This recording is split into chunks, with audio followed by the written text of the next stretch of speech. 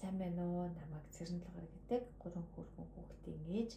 За тэгээд ер нь аль энэ хөтөлбөрт орох болсон гол шалтгаан маань ер нь юу гэхээр миний одоо энэ хорвоо дэлхий дээр ирсэн сүнсний маань гол өгөгдөл юу юм бэ гэдгийг олж мэдсэн, ойлгосон чин сэтгэлээсээ тэрний үгээр би ер нь гэр бүлийн амьдралыг илүү тайван байхад туслах, тэр дундаа хүүхдүүдэд гэрэл асаах тэр зүрх сэтгэлийг нь илүү гоё одоо тайван байлгаж гэрэл асаахад бол өөрийнхөө энэ амьдралыг хувь нэмрээ нийгэмдээ хувь нэмрээ оруулах хэрэгтэй гэж боддог.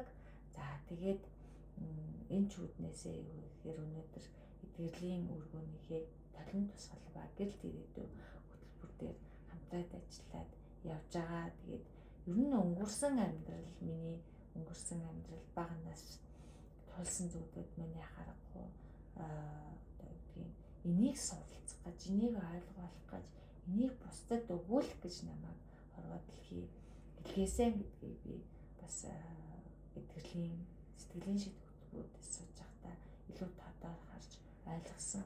Тийм ч учраас бас энэ хөтөлбөр дээр явж байгаа. Тэгээд энэ менторийн эдгэрлийн менторийн хөтөлбөрт оролцсноор сурсан зөвлөлүүдийг ашиглаад би тэнд байгаа хүүхдүүдийг илүү гоё одоо сэтгэлийн шарахгүй тэр хүүхдүүдийг эдгээхэд ур чадвараа зориулна. Мөн яг хүүхдэд ажиллаад явж байхад юу гэхээр яг гэр бүл рүү орох хэрэгцээ бол ээж аавтай ажиллах хэрэгцээ бол яхаарахгүй гарч ирдэг. Тэгэхээр энэ зүйлүүдтэй ээж аавтай ажиллахдаа бас энэ дээр сурсан зүйлүүдээ одоо ашиглаж илүү одоо үр дүнтэйгээр илүү гоё сэтгэл зүрхээ зориулж ажиллахад энэ хөтөлбөр, энэ сургалт надад үнэхээр хэрэгтэй байгаа учраас би бас суралцахыг зорж байна.